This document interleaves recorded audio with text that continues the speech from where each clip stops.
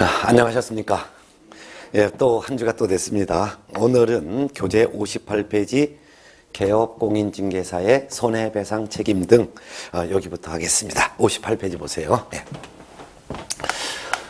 우리가 지난주에 개업공인중개사가 부동산 중개 업무하면서 해야 될 의무도 있고 하지 말아야 될 의무가 있었다 그랬죠. 예. 근데 해야 될 의무로서 성실 정확하게 매수인에게 설명하고 설명의 근거 자료를 제시하면서 설명하라든가, 매수인에게 물건 설명할 때는 제대로 설명하라 그랬죠. 예. 또한 해야 될 의무 중에서 중개가 완성되면 매수인에게 설명한 사항을 확인 설명서라는 서면으로 작성해서 거래 당사자에게 교부하라. 또한 거래 계약서도 작성해서 거래 당사자에게 교부해라. 이거 해야 될 의무 공부했죠. 또한 반대로 하지 말아야 될 의무도 있었어요. 금지행위라고 하죠. 하지 말아야 될 것을 금지행위라고 해요. 예를 들면은 중개업을 해야지 중개 대상물에 매매업 하지 말라.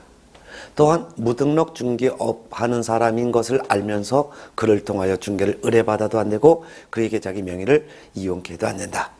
보수를 받을 때는 법정 범인에서 받아야지 처에서 받지 말라.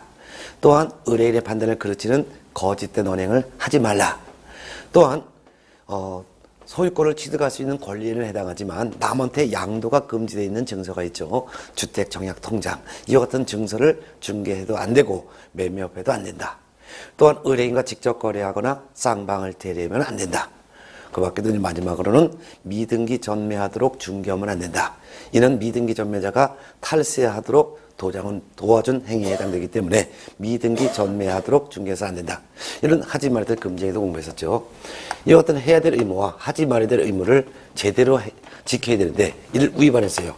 의무를 위반하게 되면은 책임을 묻게 되는데 그 책임이 바로 손해배상 책임이 됩니다. 그래서 이번 시간은 교재 58페이지 개업공인중개사의 손해를 발생시킨 것에 대한 손해배상 책임을 짓는데, 손해배상 책임, 그 밖에 손해배상 책임이 있으면 배상을 해야 되는데 배상할 돈이 없을 것을 대비해서 보험 등을 가입해야 되는데 보험 가입하는 것을 보증 설정이라고 하죠. 그래서 이번 시간에는 손해배상 책임 등이라는 것은 보증 설정을 말합니다. 그래서 손해배상 책임지는 경우, 어떤 경우 손해배상 책임지고, 손해배상 책임 있을 때 배상해야 되는데 배상할 돈이 없을 것을 대비해서 업무 개시 전에 보증을 설정해야 되는데 보증을 어떻게 설정하는지 이런 내용을 가지고 공부하겠습니다. 자, 그럼 먼저 손해배상 책임부터 먼저 볼게요.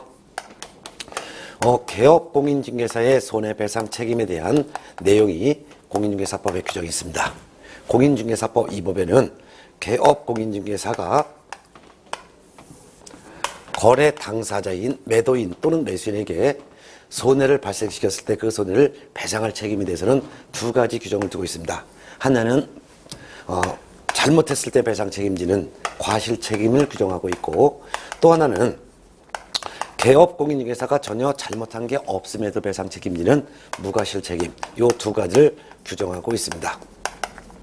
그 중에서 과실 책임이라는 것은 개업공인중개사 자신이 중개를 잘못했을 때 발생한 손해를 배상하는 책임을 말하고, 무과실 책임이라는 것은 개업공인중개사 자신이 거래 당사자에게 전혀 잘못한 게 없음에도 불구하고 배상 책임이 있다는 규정이 있습니다. 이런 내용을 공부하는 거예요. 그 중에서 과실 책임이라는 것은 개업공인중개사 자신이 중개 업무한 거예요. 개업공인중개사 자신이 직접 중개 업무합니다. 즉 매수인에게 물건을 설명하고 서류를 작성한 거죠. 중개 업무하다가 개업공인중개사가 고의로 또는 과실로 거래 당사자에게 재산적인 손해를 발생시켜요. 고의라는 것은 일부러라는 말이고 과실은 실수로를 말하는 거죠. 이같이 개공 자신이 중개 업무하다가 고의로, 일부러 또는 실수로 그 재산적 손해를 발생시켰을 때는 그 재산적 손해에 대해서 그 손해를 개업공인중개사가 배상할 책임이 있다, 그 말입니다.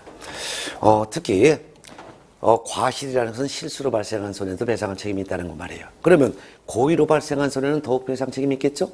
그러니까 실수로 발생한 손해도 배상할 책임이 있으니 일부러 발생한 손해는 더욱 배상할 책임이 있으므로 이와 같이 과실에 의한 책임뿐만 아니라 고의로 인한 손해까지 다 배상 책임이 있는데, 고의 또는 과실 둘 중에 하나라도 잘못이 있을 때는 배상 책임이 있는 것을 우리는 과실 책임이라고 합니다. 네.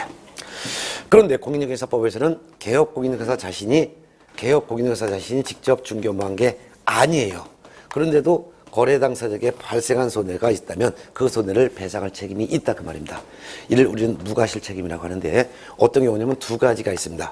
개업공인중개사 자신 전혀 중개 업무 한 적이 없음에도 불구하고 거래 당사자가 입은 손해를 배상할 책임은 두 가지가 있는데 첫 번째는 개업공인중개사가 이래서 이름이 A라고 하겠습니다. 근데 이 개업공인중개사 A가 직접 중개 업무한 것이 아니라 개업공인중개사 A는 B라는 다른 사람에게, 타인이라고 할게요. 타인에게 단지 자기의 중개사무소를 제공한 거에 불과합니다. 이같이 개업공인중개사가 다른 사람에게 자기의 중개사무소를 중개업무하도록 제공을 했어요. 근데 중개사무소를 제공받은 B가 이 사람이 중개업무한 거예요. 이 사람이 중개업무하면서 고의나 또는 과실로 거래 당사자에게 재산상의 손해를 발생시킬 수 있죠. 그럴 때는 직접 손해 발생 행위를 한 이 사람도 배상 책임이 있지만 중개사무소를 제공한 이 개공도 같이 배상 책임이 있다 이거예요. 그러면 직접 중개를 잘못하여 고의나 과실로 재산적인 손해를 발생시킨 요 B라는 타인도 배상 책임인데 이 사람은 잘못했을 때 배상 책임이기 때문에 이 사람은 과실 책임을 지는 것이고 직접 중개 업무 한 적은 없고 단지 중개사무소를 제공해 준 거에 불과한 이 개업공인사는 거래 당사자에게 직접 잘못한 게 없죠. 그러함에도 배상 책임이 있다 해서 이를 무과실 책임이라고 한다는 거예요. 그렇다면은 중개사무소를 제공받은 요 사람이 발생시킨 손해에 대해서도 사무소 제공받은 B와 사무소를 제공한 개공 A가 같이 연대해서 배상 책임진다는 건데 손해를 입은 B라는 거래 당사자인 매수인은 자기가 입은 손해를 직접 이 거래 당사자, 만약 거래 당사자 C라고 할게요. 그럼 거래 당사자 C는 자기가 입은 손해를 직접적으로 손해를 발생 행위를 한 사무소 제공받은 B라는 사람에게 배상 요구할 수도 있고 또는 사무소를 제공한 개업공인사 A에게 배상을 요구할 수도 있고 선택 청구할 수가 있다 그 말입니다. 네. 자, 그런데 두 번째, 개업공인중개사 자신이 직접 중개 업무한 게 아니라 그랬죠. 그런데도 배상 책임지는 경우가 또 하나 있습니다. 어떤 경우냐면 개업공인중개사가 A입니다. 그런데 개업공인중개사가 자기가 직접 중개 업무한 게 아니에요. 자기가 직접 중개 업무한 것이 아니라 개업공인중개사가 예를 들어서 D라고 하는 직원을 고용했습니다. 직원을 우리는 뭐라고 부르냐면 고용인이라고 합니다. 직원을 뭐라고 한다고요? 고용인. 고용인은 두 종류가 있죠. 공인중개사 자격이 있는 사람을 소속 공인중개사, 공인중개사 자격이 없는 사람을 중개보조원, 이와 같이 소속 공인중개사 또는 중개보조원을 우리는 고용인이라고 합니다. 근데 이 고용인이 중개 업무한 거예요. 이 고용인이 이 사람이 직접 중개 업무한 거예요. 그래서 중개를 하면서 고의나 또는 과실로 거래 당사자에게 재산적인 손해를 발생시켰습니다. 고의 과실로 거래 당사자에게 누가 손해를 발생시킨 거예요? 고용인이 손해를 발생시켰다 이거예요. 그러면 고용인은 직접 중개 업무하면서 잘못했기 때문에 배상 책임지는데 이 고용인의 배상 책임은 과실 책임을 지는 거예요. 그래서 실제 중개를 잘못한 고용인은 과실 책임을 지는 것이고 이 고용인을 고용한 개업공인사도 같이 배상 책임진다 이거예요. 그 이유가 공인중개사법에서 개업공인중개사가 고용한 소속공인중개사 또는 중개보조원의 업무상 행위는 이들을 고용한 개업공인중개사가 중개 업무한 것으로 본다라는 규정이 있기 때문이죠. 따라서 직원이 중개를 잘못하여 손해를 발생시켰을 때 직원은 직접 잘못한 행위자로서의 과실 책임을 지고 직원을 고용한 개업공인중개사는 직원과 함께 같이 무과실의 책임을 진다 이거죠. 이때도 개업공인중개사는 무과실의 책임을 지는 거예요. 이런 경우에도 손해를 입은 거래 당사자는 직접 손해 발생 행위를 한 고용인에게 손해배상을 청구할 수도 있고 또는 개업공인중개사, 즉 고용인을 고용한 개업공인중개사에게 직접 손해배상 청구할 수도 있고 선택 청구할 수 있다 이거죠. 네, 이 경우가 바로 무과실 책임이 되겠습니다. 이해가 되셨습니까? 그래서 공인중개사법에 규정되어 있는 개업공인중개사의 손해배상 책임은 두 가지가 있는데 과실 책임, 무과실 책임.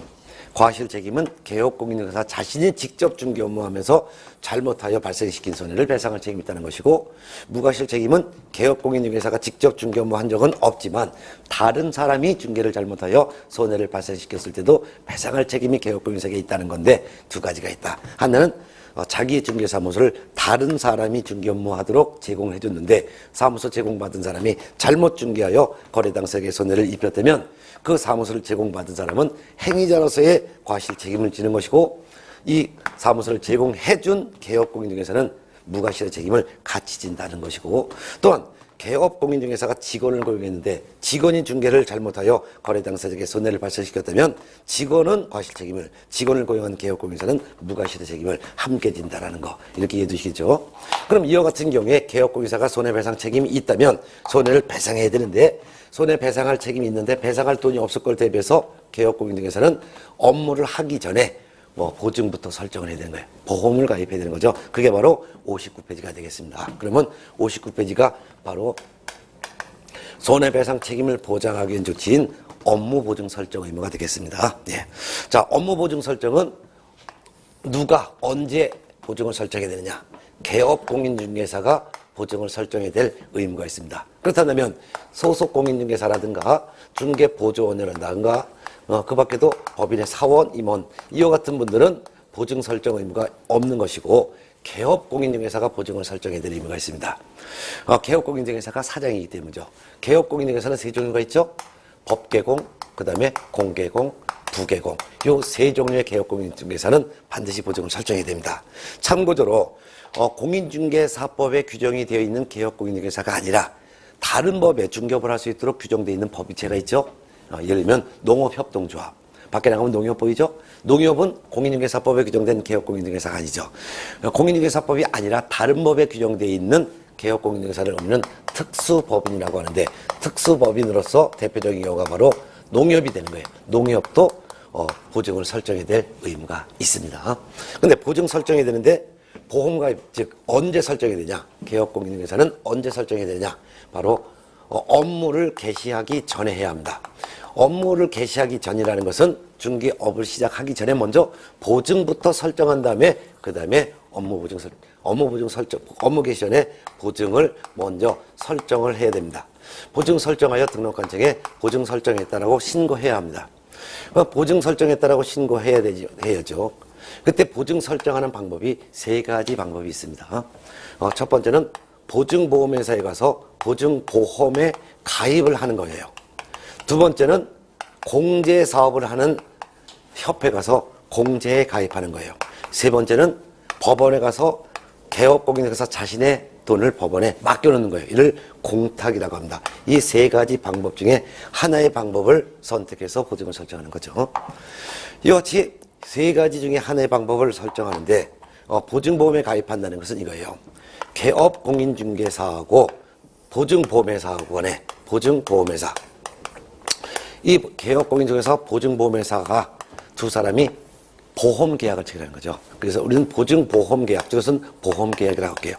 보험계약을 체결하면서 개업공인중개사가 언제부터 언제까지 요 기간 중에 중개업무하면서 만일 개공 자신이 중개를 잘못하여 재산적인 손해를 발생시켰거나, 또는 개공이 다른 사람에게 중개사무소를 제공했는데 사무소 제공 받은 사람이 잘못 중개하여 손해를 발생시켰다든가, 또는 직원을 고용했는데 직원이 중개를 잘못하여 재산적인 손해를 발생했을 때, 이때 이 보증보험회사가 개공을 대신해서 배상해주겠다 라고 약속하는 거죠. 이게 약속의 계약이죠.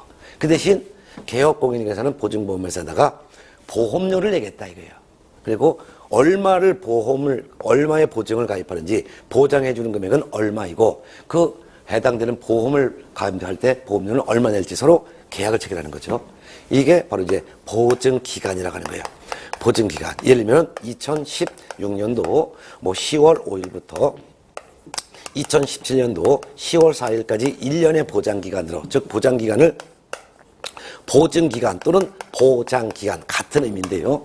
이래서 1년의 보장기간으로 하고, 이 기간 중에 중개를 잘못했을 때 또는 직원을 고용했을 때 또는 사무소에 고용했을 때 발생한 손해를 보증보험회사가 대신 배상하겠다. 이게 바로 보증기간이에요. 보증기간 1년을 기준으로 했을 때 만일 개업공인중개사가 발생한 손해에 대해서 보증기간이 1억 원, 한 중개 잘못한 것마다 1억 원씩 배상해 주겠다면 이 1억 원이 바로 보장금액이 되는 거예요. 보장금액 1억 원으로, 그 다음에 여기에 해당되는 보험료를 내는 거죠. 보험료. 이제 보증보험료라고 해요. 보험료. 그 보험료를 납부하면은 이 보험료를 내면은 이 기간 중에 중개 잘못했을 때 발생한 손해에 대해서 1억까지는 보험회사가 배상해 주겠다. 이렇게 보증보험계약, 그것은 보험계약을 체결하는 거예요. 지금 현재 서울보증보험회사에서 보증을 설정을 해주고 있는데 일반적인 뭐 생명보험회사라든가 화재보험회사가 아니라 이 보험계약은 보증보험회사하고 체결하는 거예요. 그래서 지금 현재는 서울보증보험회사가 있어요. 그래서 지금 현재는 보험료가 0.11%예요. 0.11%라는 것은 1억에 0.11%니까 보험료는 얼마 되는 거예요? 1년에 11만 원의 보험료를 내는 거예요. 11만 원의 보험료를 내면서 그러면은 보험료를 내면 이게 보험료가 바로 지금 현재는 이게 보험료가 바로 연 11만 원, 0.11%니까 그럼 11만 원 보험료를 내면은 요 기간 중에 발생한 개공의 손해배상 책임이 있을 때 이를 보증보험회사가 대신 배상하겠다 이렇게 약속한 게 바로 보증보험 계약이에요. 그리고 요 기간 중에 만일 개공이 중개를 잘못했다든가 또는 사무소를 제공했다든가 직원을 고용했다든가 했을 때 발생한 손해를 보증보험회사가 대신 배상하기로 하는 약속을 체결하는 거죠. 자, 또한 공제가입이라는 게 있어요. 이 공제라는 것은 보험회사가 아닌 사람이 보험회사와 똑같이 보험사업을 하는 것을 공제라고 합니다. 공제. 예. 그러면 지금 현재 공제는 개공들이 만든 지목단체가 있죠. 이를 협회라고 합니다. 개공이 만든 지목단체를 뭐라고 한다고요? 협회. 협회가 보험회사와 똑같이 보험사업을 하는데 이를 공제사업을 한다 이렇게 말하는 거예요. 이것도 똑같습니다. 보장하는 기간이 있어요. 여기부터 여기까지다. 그리고 이 보장 기간 중에서 1억 원의 보장을 받고 싶다면 해당되는 보험료를 내는 게 표현하지 않고 이를 공제료를 납부한다고 표현합니다. 그래서 보험 가입하는 것은 보험료를 내는 것이고 공제 가입하는 것은 공제료를 낸다 이렇게 하는 거예요. 지금 현재 공제료는 보장하는 금액의 0.198%예요. 0.198%니까 만일 협회 가서 보험을 가입한다면 즉 공제 가입한다면 1억 원을 만일 보장받고 싶다면 1년에 얼마가 된다는 거예요. 연 19만 8천 원을 공제료를 내고 공제계약을 체결하는 거예요. 이게 바로 공제계약이 되는 거예요. 공제계약. 그러면 이 기간 중에 개업공인중개사의 재산적 손해배상 책임이 있을 때 공제사업을 하는 협회가 개공을 대신해서 배상해 주겠다 이거죠. 예. 이같이 보증보험과 공제는 둘 다 보험인데 보증보험회사에 가서 보험 가입하는 것을 우리는 보증보험 가입이라고 하고 보험회사가 아닌 일반적인 이제 기관에 가서 보험 가입하는 것을 공제 가입한다는데 공제 사업은 지금 현재 협회가 하고 있다.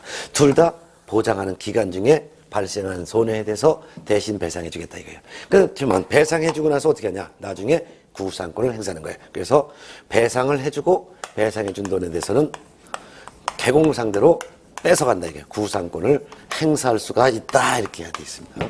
만일 구상권을 행사하지 않는다면 얼마든지 개공과 의뢰인이 짤 수 있잖아요. 뭐 한 500억 정도 보증보험이나 500억 정도 공제 가입해요. 그리고서 의뢰인하고 개공이 짜는 거지. 한 400억 손해 발생시켰다고. 그리고 의뢰인이 400억 원의 보험금 또는 공제금을 받아가요. 그리고 개업공사 나눠 가질 수 있잖아요. 이런 걸 막기 위해서 보증보험이나 공제 가입을 했을 때는 나중에 발생한 손해에 대해서 보험회사가 보험금, 보증보험회사는 보험금의 명목으로 보험금으로 지급을 하는 것이고 만일 협회가 공제에 가입했다면 공제금을 지급한다 이렇게 표현하는데 이 지급한 돈을 우리는 배상이라는 거예요. 배상하고 나서 보험회사 또는 공제사업자인 협회는 개공에게 구상권을 행사하는 거예요. 그런데 공탁이라는 방법이 있습니다. 이 공탁이라는 것은 이급 공탁은 법원이 바로 공탁기관이에요. 법원에 가서 법원을 공탁기관이라고 하는데 법원에 가서 개업공인중개사가 자신의 돈을 자신의 현금이나 유가증권을 맡겨놓는 거예요. 맡겨놓는 거.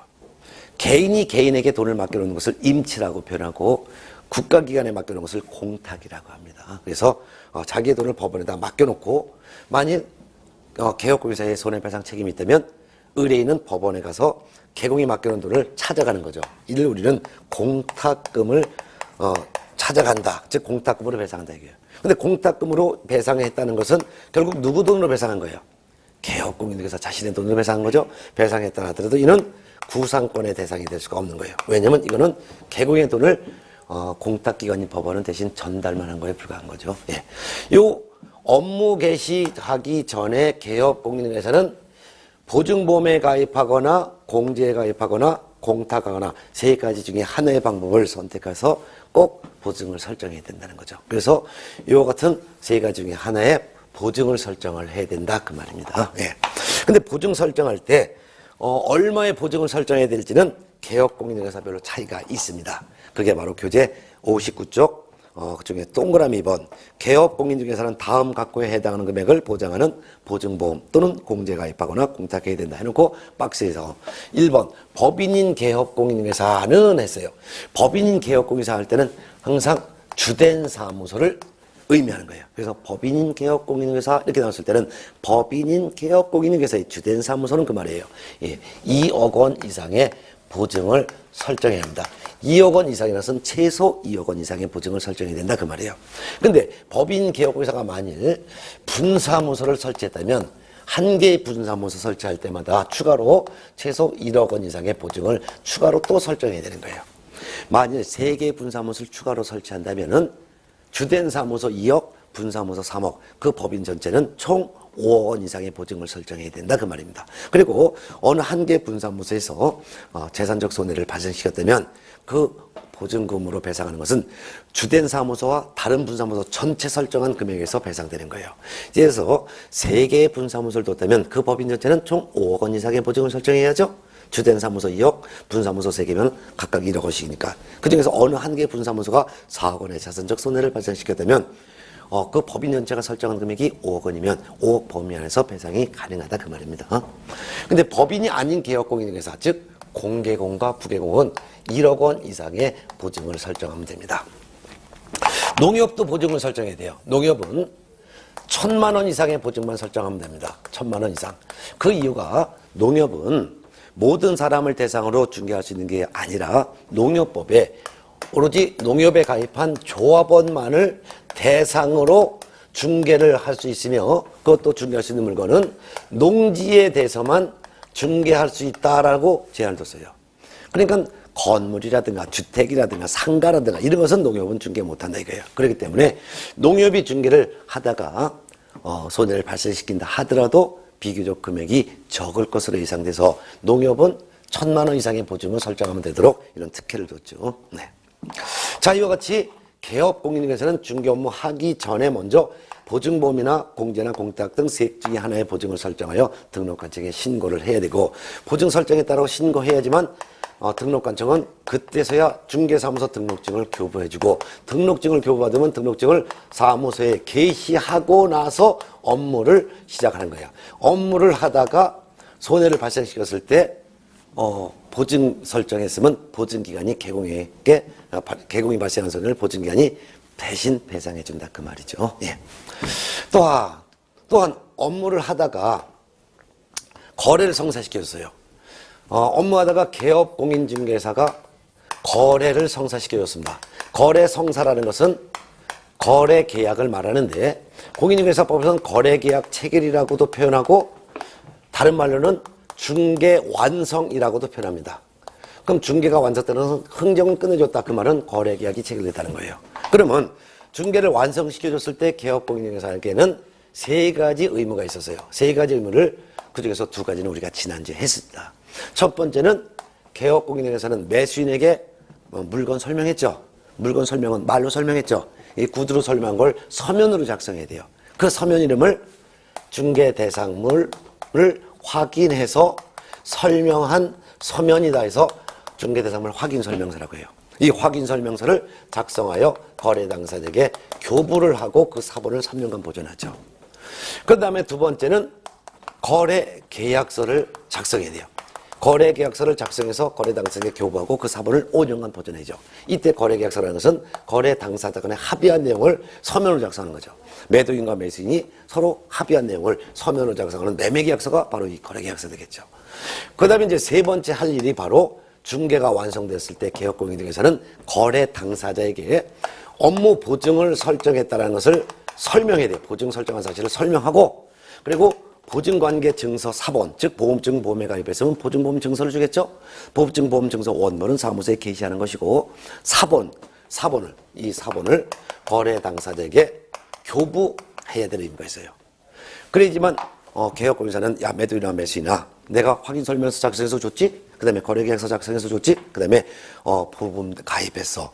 나의 잘못으로 거래 당사자에게 손해를 발생시켰을 때 배상할 돈이 없어서 걱정하지 마. 나는 서울보증보험회사에 보험 가입해서 그러니까 보험회사가 배상해 줄 거야. 라는 것을 설명해야 된다 이게. 그게 바로 59쪽 양가로 입원 업무보증 설정 내용의 설명입니다. 한번 읽어보겠습니다. 개업공인중개사는 중개가 완성된 때는 거래 당사자에게 손해배상 책임의 보장에 관한 다음 각고의 사항을 설명하고 관계증서의 사본, 이거 바로 보험증서 복사본을 말하는 거예요. 교부하거나 관계증서에 관한 전자문서를 제공해야 된다. 관계증서에 관한 전자문서라는 것은 보증에 가입한 그 내용을 컴퓨터 화면에 들어가면 나와요. 컴퓨터 화면에 들어가서 서울보증보험회사에다가 자기가 보증보험 가입했다는 것을 서울보증보험회사 사이트에 들어가서 자기 개업공인회사의 등록번호를 딱 입력시켜봐요. 그러면 서울보증보험회사와 이 개업공인회사 사이에 보증보험 계약책이라는 내용이 화면에 뜨겠죠. 그 화면을 프린트 뽑아서 주라 이거예요. 그게 바로 관계증서에 관한 전자문서 제공인데 보증서를 복사해서 주거나 또는 프린트 뽑아서 줘야 된다. 그 말이 되겠죠. 예. 뭘 설명하느냐? 그 밑에 1번. 보장금액. 내가 업무보증 설정한 금액은 1억 원이야. 그 다음에 두 번째. 보증보험회사 공제사업을 하는 자 공탁기간. 즉 보증을 설정했을 때 보증보험회사에 가입했는지 또는 공제에 가입했는지 또는 공탁을 했는지 및 그 소재지가 나와 있어요. 소재지라는 것은 보증보험에 가입했다면 그 보증보험회사의 소재지. 공제에 가입했으면 협회라고 하는 공제사업자의 소재지. 법원에 공탁을 해놨다면 법원의 소재지를 설명하는 거죠. 그 다음에 이제 1, 2, 3번 나와 있고 3번 보장기간 언제부터 언제까지다. 그 다음에 업무보증 설정한 금액이 얼마다. 그것만 해요. 보장기간 언제부터 언제까지다 그런 거. 자 이렇게 해서 이제 정리하다 보면 개업공인중개사는 업무하기 전에 먼저 보증 설정에 따른 사실을 설명을 하고 중개가 완성되면 개업공인중개사는 업무 개시하기 전에 보증을 설정하고 중개가 완성이 됐다면은 보증 설정한 사실을 거래 당사자에게 설명도 하고 보증서를 복사해서 주라 그 말이 되는 것이죠. 네. 자, 그 밑에 보증의 변경이라는 말이 있어요. 보증의 변경이라는 게 있는데 보증의 변경은 보증보험에 가입한 개업공인중개사가 공제로 바꾸거나 또는 반대로 공제 가입한 개업공인중개사가 보증보험으로 바꾸거나 이렇게 바꾸는 것을 보증의 변경이라고 해요. 근데 이와 같은 보증의 변경은 이미 설정한 보증의 효력이 있는 기간 중에 다른 보증을 설정하여 또 신고해야 됩니다. 예를 들면은 어떤 개업공인중개사가 2016년 10월 5일부터 2017년도 10월 4일까지 어디 가입했냐면 협회 공제 가입했다고 하자할게요. 그러면 1억 원에 대해서 보장금액 공제료로다가 지금 0.198%라 그랬죠. 그러면 공제료 19만 8천 원 내가지고 2016년도 10월 5일부터 2017년도 10월 4일까지 1년의 보장기간으로 보증을 설정했다 이거예요. 그런데 이때 가입할 때 개업공인사는 공제료도 이거와 비슷한 줄 알았던 거예요. 보험료가. 공제료가 지금 현재 19만 8천 원인데 보험료도 거의 같은 줄 알았던 거야. 근데 나중에 알고 보니까 보험료는 엄청 또 싸. 보증보험에 가입하면은. 보니까 보증보험회사는 지금 현재 0.11% 즉 11만 원만 내면은 1억 원을 보장해 준대. 그걸 나중에 이때쯤에 알았단 말이에요. 그러면 이때 다른 보증으로 바꾸는 거죠. 이때 요거는 공제에 가입한 거지만 요때부터 나머지 1년간은 요거는 보증보험으로 바꾸겠습니다 하는 거예요. 이게 바로 보증보험 변경이에요. 그래서 이미 보증보험 공제나 어떤 보증에 설정하는 개업공인사가 다른 걸로 나중에 바꾸는 것을 보증의 변경이라고 하는데 보증의 변경은 이미 설정한 보증의 효력이 있는 기간 중에 다른 보증을 또 설정하여 신고하는 거죠. 그렇다면 이미 공제에 가입은 되어 있죠. 근데 공제 가입되어 있는 상태에서 또 다른 거를 보증보험으로 또 바꾸는 거죠. 그러니까 이미 설정한 보증의 효력이 있는 기간 중에 또 다른 걸 또 설정하여 이중으로 설정하여 신고하라 이거예요. 그리고서 어떻게 하냐. 종전에 설정한 공제 있잖아요. 나머지 요거는 전부 다가 해지하는 거예요. 요 나머지 기간은 요거는 해지해버리는 거죠. 해지하고 납부한 공제료의 일부를 돌려받는 거죠. 일할로 계산해서. 그래서 만일 닷새 만에 바꿨다. 공제 가입하고 닷새 만에 바꿨다면은 365일 중에서 5이틀 밴, 즉 360일치에 납부한 공제료를 환불받는 거예요. 이게 보증의 변경이라는 거죠. 네. 네, 넘어가겠습니다. 네. 보증의 재설정이라는 게 있습니다. 교재 60페이지. 재설정은 두 가지 이유가 있어요. 하나는 보증보험 공제 가입하면 보장기간이 있죠. 근데 보장기간이 끝나면 그 다음날부터 보증의 효력이 없어지는 거예요. 근데 보증은 효력이 연속성이 있어야 돼요. 그렇기 때문에 보증보험 또는 공제가입한 개업공인중개사로서 보증기간이 만료가 돼서 다시 보증을 설정을 해야 되는데 이때는 보장기간 만료일까지 다시 보증을 설정하여 신고해야 돼요. 예를 들어서 요때부터 요때까지가 보증기간 1년이라고 치다면 요 기간 만료일까지 또 보증을 공개공은 1억 원 이상을 또 설정하라 이거죠. 그러니까 1년마다 계속해서 설정하라 이거죠. 그래서 보증기간 만료되는 날까지 최소 설정 금액을 또 설정을 또 해서 신고하라 그 말이죠. 그 다음에 양가로 5번 보증금의 지급입니다. 개공이 과실책임이건 무과실책임이건 재산적인 손해가 발생했을 때 거래 당사자가 개업공인중개사에게 배상을 해놨더니 개업공인이 하는 거예요. 나 보증에 가입했다. 그러니까 보증기관 가서 돈 받아라 하겠죠. 그런 경우에 손해를 입은 거래 당사자가 보증기관에서 돈을 받으려면 어떻게 되냐. 개업공인중개사가 얼마의 재산적 손해를 발생시켰다라는 것을 확인할 수 있는 서류를 가지고 보증기관에 가서 돈 달라고 해야 되는 거예요. 그래서 개공이 돈을 타다가 의뢰인에게 주는 게 아니라 보험금 또는 공제금 또는 공탁금으로 배상을 받고자 하는 의뢰인은 보증기관에 직접 방문해서 보증보험금 달라고 공제금 달라고 공탁금 달라고 청구해야 되는데 이때 청구할 때는 개업공인중개사가 얼마의 손해를 발생시켰다는 것을 확인할 수 있는 합의서라든가 또는 판결서라든가 조서 이와 같은 서류 하나를 제출을 해야 되는 거죠. 예를 들면은 거래 당사자가 개업공인중개사에게 네가 준 게 잘못하여 나한테 3천만 원 손해 발생시켰잖아 했더니 개업공인중개사가 3천만 원 아니고 한 1,800만 원 정도 되는 것 같은데 했더니 3천만 원이잖아. 그럼 우리 있잖아 2천만 원 손해 배상하는 걸로 합의하자 했더니 2천만 원에 합의했어요. 그럼 합의서를 보증기관에 내야지만 보험금을 탈 수 있다 그 말입니다. 예. 자, 그 다음에 양가로 5번에서 동그라미 2번 한번 보겠습니다.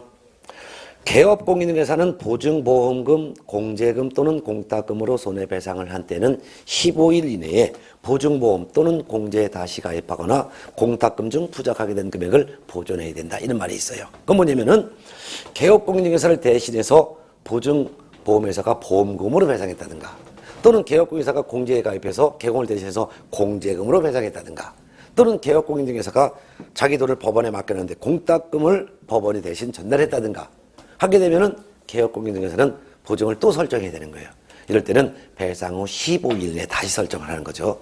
다시 설정하는데 만일 공탁금으로 배상을 했다면 공탁금으로 배상했다면 이건 누구 돈으로 배상한 거예요? 개공돈으로 배상한 거죠. 이럴 때는 만일 공탁을 1억 원을 법원에 맡겨놨는데 3천만 원을 만일 2천만 원을 공탁금으로 배상했다 하면은 그래서 8천만 원 남죠.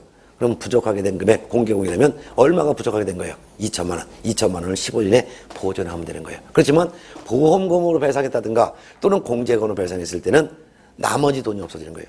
1억을 보험 또는 공제에 가입했는데 2천만 원을 보험금 또는 공제금으로 배상했다 하더라도 8천만 원이 남는 게 아니라 전부 다 싹 소멸됐기 때문에 1억 원을 또다시 보증을 설정해야 되는 거예요. 그래서 보험금과 공제금은 소멸성이에요. 소멸성. 그래서 1억을 가입했다 하더라도 1,000만 원이라도 배상했건 100만 원이라도 배상했으면 나머지 돈이 남는 게 아니라 다 소멸되는 반면 공탁금으로 배상한 건 개공돈으로 배상했기 때문에 배상하더라도 남는 돈이 있는 거예요. 이런 차이점을 기억하셔야 돼요. 그래서 보험금 또는 공제금으로 배상했을 때는 배상 후 15일 내에 최소 설정 금액 1억 원을 또 설정해야 되는 반면 공탁금으로 배상했을 때는 배상 후 15일 내에 공탁금으로 배상해 줬으니까 남은 돈이 있단 말이에요. 부족하게 된 금액 15일 내에 채워놓으면 된다. 이렇게 이해하면 되겠죠. 네. 자, 그 다음에 60페이지 계약금 등의 반환 채무 이행의 보장 요거를 보겠습니다. 네.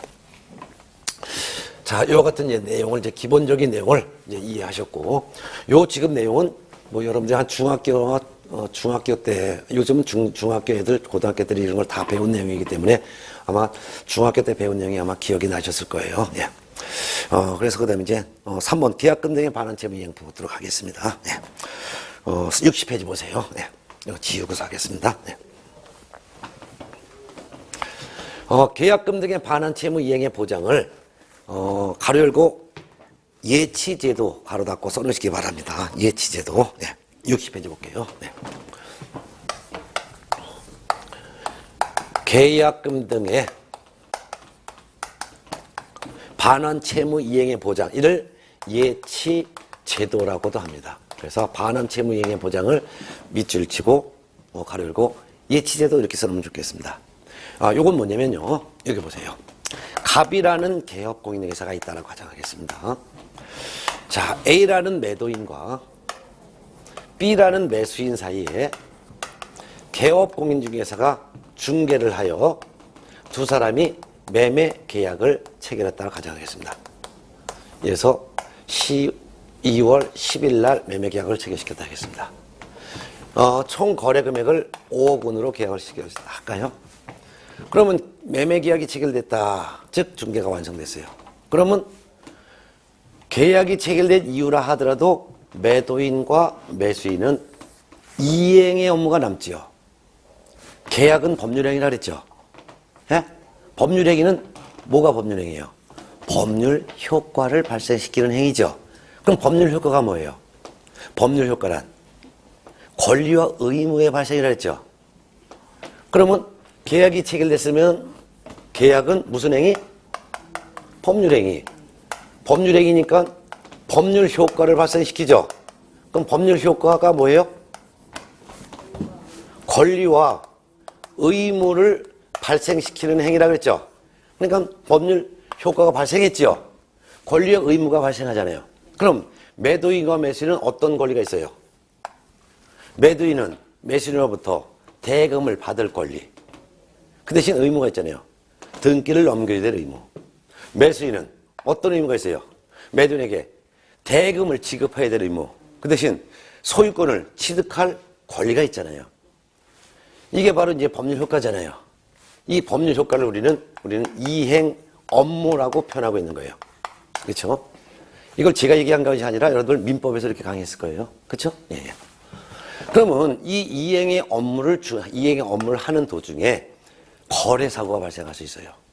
왜냐면은 매매 계약을 체결해서 5억 원을 매매 계약했어요. 그러면 이 같은 권리 의무 중에서 대금 지급 등기 업무 이전해준 업무가 나오는데 이 매매 금액 5억 원이 거래 금액이라면 이 돈을 계약금 쪽으로 얼마를 주고 중도금 쪽으로 얼마를 주고 잔금 쪽으로 얼마를 줄지를 약정하죠. 그래서 계약하는 날, 예를 들어서 12월 10일 날 계약금 쪽으로다가 3천만 원 주겠다. 계약금은 거래 금액의 몇 퍼센트를 줘야 될지에 대한 규정은 제한이 없어요.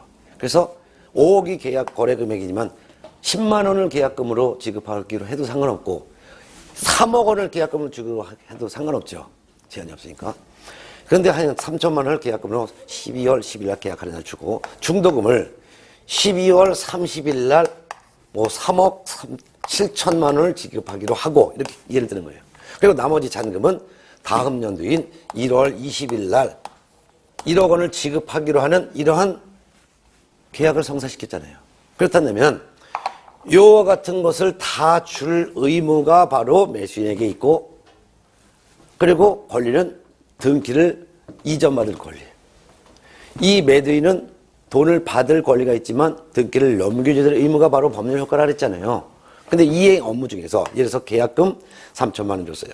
중도금 3억 7천만 원을 12월 30일 날 줬어요. 네? 얼마 지급했어요? 4억이 지급됐어요. 4억 지급됐다 하더라도 매수인은 매도인부터 등기 전 받아요, 못 받아요? 못 받죠. 등기 전 언제 받는 거예요? 잔금 지급과 등기 전 업무는 동시이행이란 말이에요. 그러니까 이와 같이 중도금까지 4억 원 받은 상태에서 요 못된 매도인이 예를 들어서 12월 31일 날 C라는 사람에게 이중으로 매매를 또 해요. 이중 매매. 이중 매매. 또 매매 계약을 또 했다 이거죠. 그러면 이중 매매 계약도 이 이중 매수인이 매도인의 배임 행위에 적극 가담하지 않는 한 이중 매매 계약도 효력은 유효한 거예요. 그리고 이중 매매 계약하면서 이걸 갖다가 급매해가지고서 4억 원의 급매로 팔아먹었어요. 4억 원에. 5억짜리를. 그러면 이 매수인은 잔금 모든 이 4억 원 전체 금액을 이날 다 주는 조건으로 이렇게 계약한다면 누구든지 1억이나 싸다면은 그날 4억 다 주고 바로 살 거예요. 그래 안 그래요? 그렇죠. 그래서 이 사람이 먼저 그 다음 연도 1월 3일 날 소유권 이전 등기를 받았어요.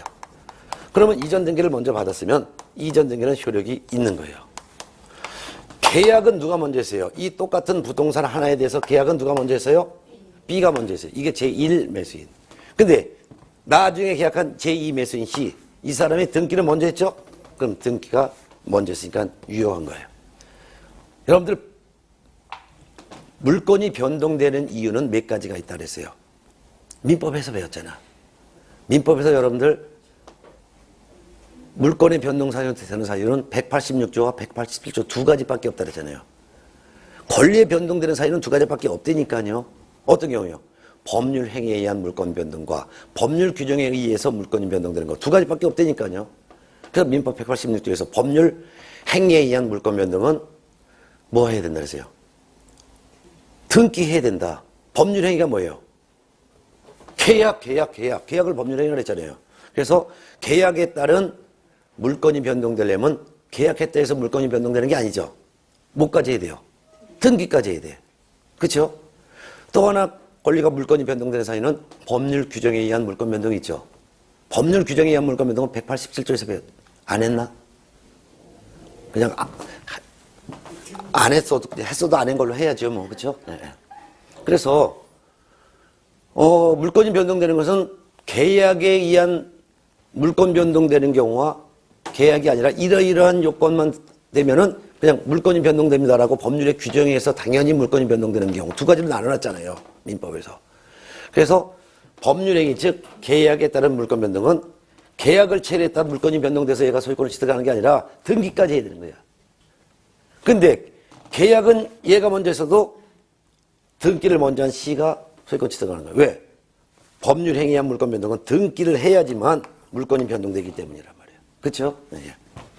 이게 바로 이제 거래사고예요. 그러면 이 B라고 하는 제1 매수인은 잔금 주는 1월 20일 날 나머지 잔금을 주겠다고 얘한테 연락 주면서 야 등기서를 갖고 와. 전화해도 전화 안 받아요. 왜? 얘는 이미 12월 30일 날 C에게 이중으로 매도하고 얘한테 또 사억 받고 도망간 거죠. 결국 얘는 이 부동산을 하나의 부동산을 두 명한테 팔고 얼마 받은 거야? 8억. 이게 바로 거래사고야. 이런 거래사고가 발생한 것을 예상을 해서 개업공인중개사 그러는 거야. 예, 개업공인사는 매도인과 매수인 사이에 이와 같이 매매계약을 체결해주면서 어이 매도인과 매수인아 이렇게 계약을 오늘 해줬는데 이 돈을 매도인 당신이 갖는 게 아니라 당신이 매도인에게 등기를 이전할 때까지 이 돈을 계약금 등이라고 해요. 계약금, 중도금, 잔금 이와 같은 돈을 좀 은행 등에 보관해 놓자. 등기 이전할 때까지 보관해 놓자. 보관을 우리는 예치라고 하는 거예요. 그리고 등기 넘겨주면 그때서야 은행에 보관된 돈을 매도인은 그때 찾아가는 게 어떻겠냐 라고 권고할 수 있는 규정을 뒀는데 이를 계약금 등의 예치제도라는 거예요. 그러면 이같이 돈을 매도인이 갖는 게 아니라 등기 넘겨줄 때까지 매수인에게 등기 넘겨줄 때까지 매도인이 매수인으로부터 받을 이 돈을 은행에 잘 보관해놨다가 등기 넘겨준 다음에 찾아가면 거래사고를 미리 예방할 수가 있겠죠. 이 같은 거래사고 예방을 목적으로 돈을 매도인이 갖는 게 아니라 등기 넘겨줄 때까지 은행 등에 보관해 놓도록 하는 제도, 이를 계약금 등의 예치제도라는 거예요. 이해됐어요?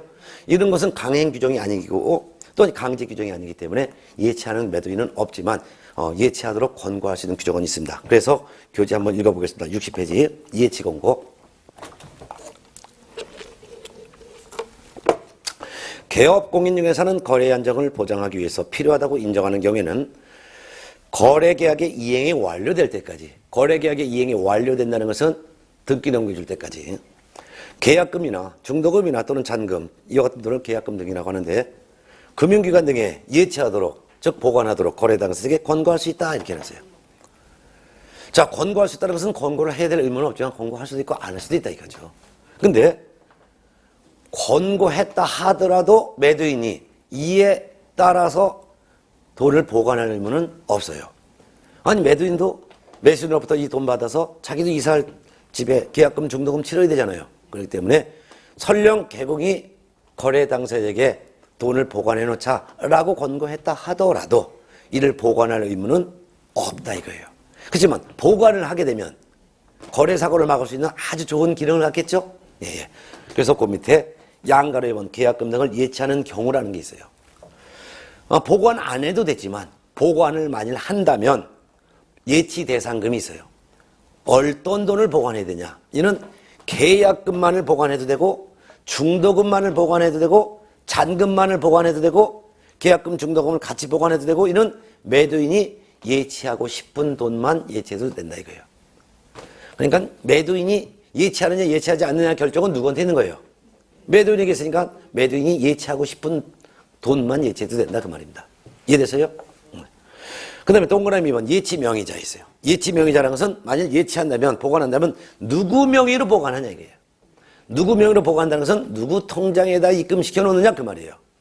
봤더니 예치 명의자가 될 수 있는 사람은 개업 공인중개사 또는 대통령령이 정하는 다음에 해당하는 자이다 해놨어요. 그거는 이 돈을 예치할 때 개공통장에다가 보관해도 되고 그 밖에 다른 기관 통장에다가 보관해도 된다 이거예요. 그럼 그 밑에 보면 그걸 외우는 건 아니고요. 나중에 외울 거예요. 그래서 1번 은행 통장에 보관해도 되고 2번 보험회사 통장에 보관해도 되고 신탁업자 통장에다가 보관해도 되고 최신관서 통장에다 보관해도 되고 공제사업을 하는 자 누구예요? 협회 통장에다 보관해도 되고 그 밖에 오른쪽에 부동산에 대한 등기 전 업무도 대신해주고 돈을 대신 보관해주는 업무를 관리하는 전문회사라고 있어요. 여러분 부동산학개론에서 에스크로우업자라고 있는데 부동산학개론에서 배우셔요. 에스크로우. 그래서 등기 이전 업무를 대신해주고 돈도 보관 업무를 대신해주는 전문회사가 있어요. 이런 기관에다가 이 사람들 명의로 보관해도 된다 이거죠. 특히 동그라미 밑에 보면 3번 예치기관이라고 있어요. 예치기관이라는 것은 보관장소예요. 보관장소는 특별한 제한이 없어요. 즉 금융기관에 보관해도 돼요. 금융기관이라는 것은 은행뿐만 아니라 은행은 제1금융기관이라고 해요. 제2금융기관도 가능합니다. 그래서 은행이라든가 또는 새마을금고, 농협 이런 데를 통틀어서 금융기관이라는 거예요. 금융기관에 보관해도 되고 공제사업을 하는 자, 즉 협회에다 보관해도 되고 그 다음에 신탁업자에다가 보관해도 되고 그 밖에도 기타 등등 제한이 없어요. 그래서 개공통장에 보관해도 되고 다른 통장에다 보관해도 되는데 보관하는 장소는 예치기관이라고 하는데 금융기관에 맡겨놔도 되고 협회에 맡겨놔도 되고 신탁업자에다 맡겨놔도 되고 제한이 없다 이거죠. 특히 양가로서 한번 개업공인중개사 명의로 예치하는 경우라는 게 있죠. 만일 계약금 3천만 원, 중도금 3억 7천만 원 합쳐서 4억 원을 개공통장에다가 보관을 한다 이렇게 가정해봐요. 이럴 경우 개업공인중개사에게는 세 가지 의무가 있어요. 그게 바로 동그라미 1, 2, 3번이에요. 한번 읽어볼까요? 개업공인중개사는 거래계약과 관련된 계약금 등을 자기 명의로 금융기관 등에 예치하는 경우에는 자기 소유 예치금과 분리하여 관리될 수 있도록 해야 하며 예치된 계약금 등을 거래 당사자 동의 없이 인출해서는 아니 됩니다 해놨어요.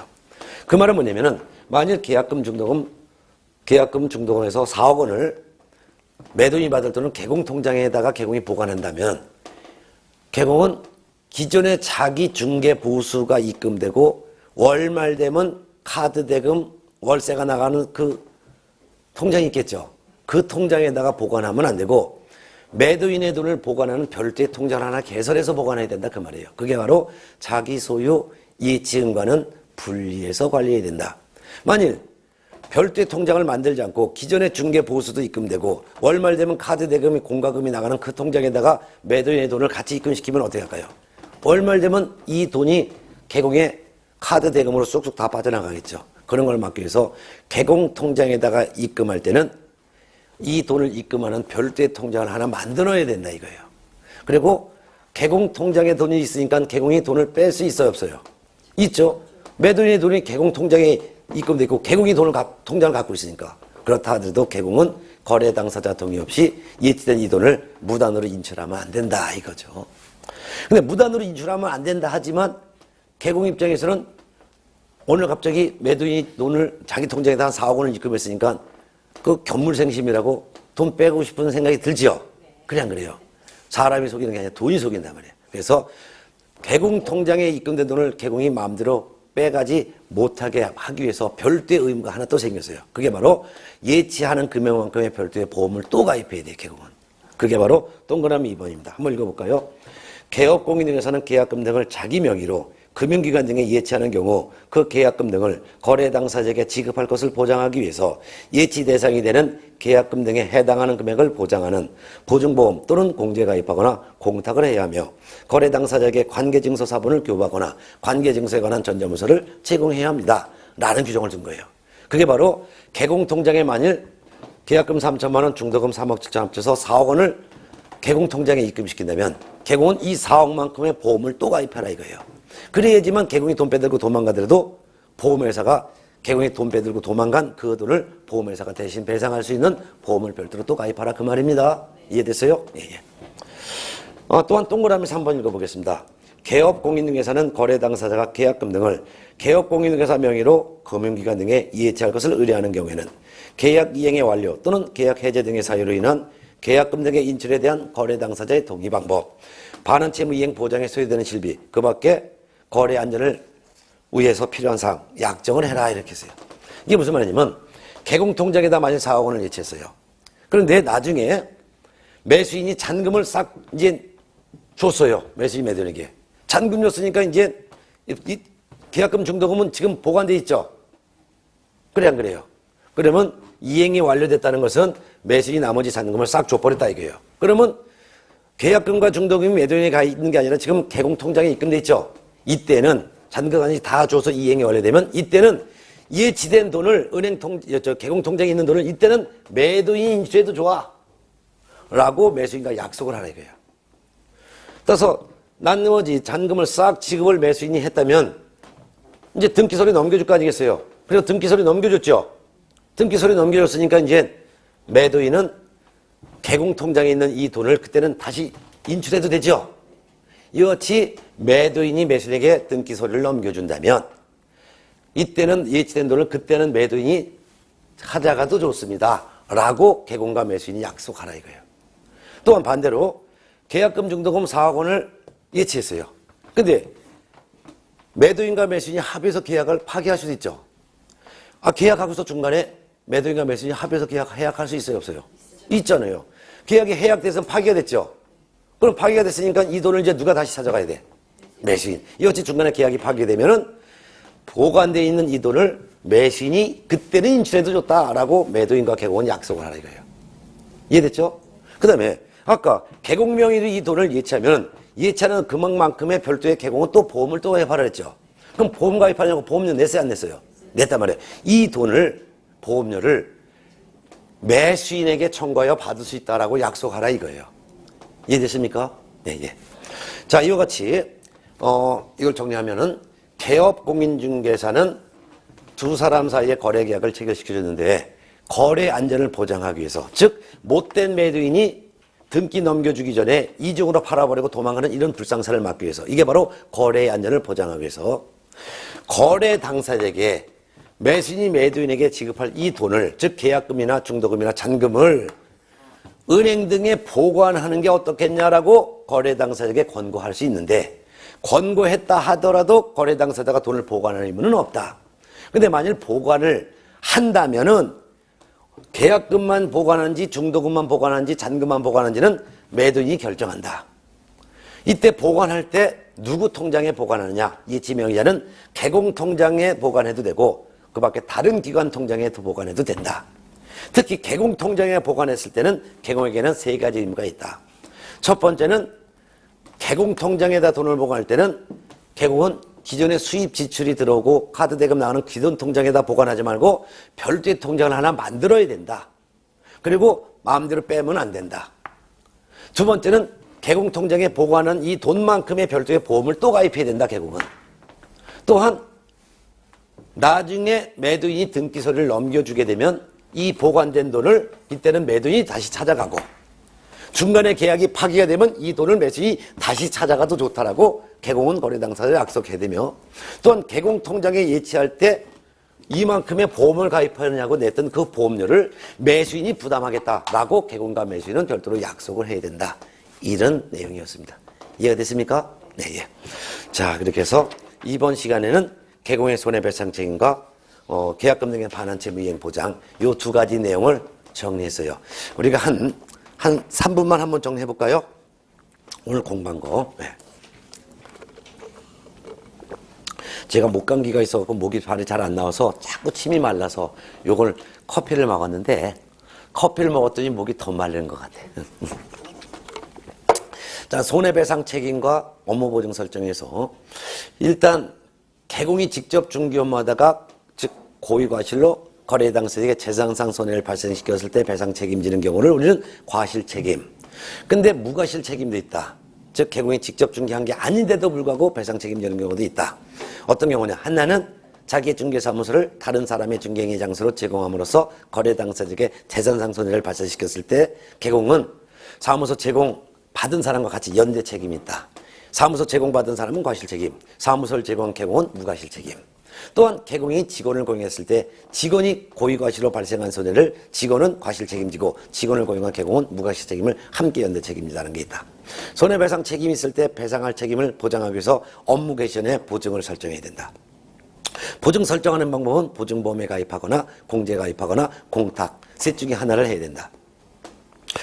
보증보험 공제는 보장 기간 동안 보험료 또는 공제를 납부하고 그 기간 중에 발생한 손해에 대해서 보증기관이 배상하고 나중에 구상권 행사하는 것이다. 공탁이라는 것은 개공의 자신의 돈을 법원에 맡겨놓는 거다. 그리고 법원은 개공의 돈을 대신 전달만 하는 거다. 이는 구상권의 대상이 될 수도 없다. 보장할 때 그 금액은 보증금액은 법개공은 2억 원 이상, 분사무소는 한 개소당 1억 원 이상, 공개공과 부개공은 1억 원 이상, 농협은 1,000만 원 이상의 보증을 설정해야 된다. 보증을 바꿀 수도 있다. 이를 변경이라고 한다. 바꿀 때는 이미 설정한 보증의 효력이 있는 기간 중에 또 다른 보증을 이중으로 설정하는 것이다. 그리고 종전에 설정한 보증기간에 가서 나머지 기간을 해지하고 납부한 보험료의 이달 계산해서 납부한 보험료를 환불받는 것이다. 또한 보증기간이 만료되어 다시 설정하고자 할 때는 보증기간 만료일까지 다시 설정해서 또 신고해야 된다. 보증은 연속성이 있어야 되기 때문이다. 또한 배상을 할 때는 보증보험금, 공적금으로 또는 공탁금으로 배상을 받고자 하는 의뢰인은 보증기관을 직접 방문해서 돈을 달라고 할 때 개공의 손해배상 책임이 있음을 확인할 수 있는 합의서나 판결서를 갖다 내야지만 보험금을 받을 수 있다. 보증보험금, 공제금으로 배상했으면 나머지 보험금, 공제금은 없어지는 것이다. 그렇기 때문에 보장금액은 싸그리 없어지는 거기 때문에 10월 이내 최소 설정 금액을 또 설정해야 되는 것이다. 근데 공탁금으로 배상한 것은 이건 개공의 돈으로 배상했기 때문에 배상하고 나서 부족하게 된 금액만 채워놓으면 되는 거다. 채워놓은 것을 보증이라고 한다. 또한 중개가 완성되었을 때 개공은 거래 당사자에게 보험 가입했다고 설명하고 보증서도 복사해서 줘야 된다. 이런 것도 알아야 되죠.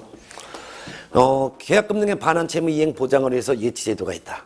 예치하도록 거래 당사자에게 권고할 수 있는데 권고에서도 매도인이 계약금을 예치할 의무는 없지만 예치할 수는 있다. 예치하는 금액은 매도인이 원하는 곳만 예치하면 되는 것이다. 예치할 때 예치 명의자는 개공 또는 다른 사람 명의도 가능하다. 그런데 개공 명의로 예치할 때는 개공은 자기 소유 예치인과는 분리해서 관리해야 되고 마음대로 빼면 안 된다. 또한 예치하는 금액만큼의 보험을 또 가입해야 된다.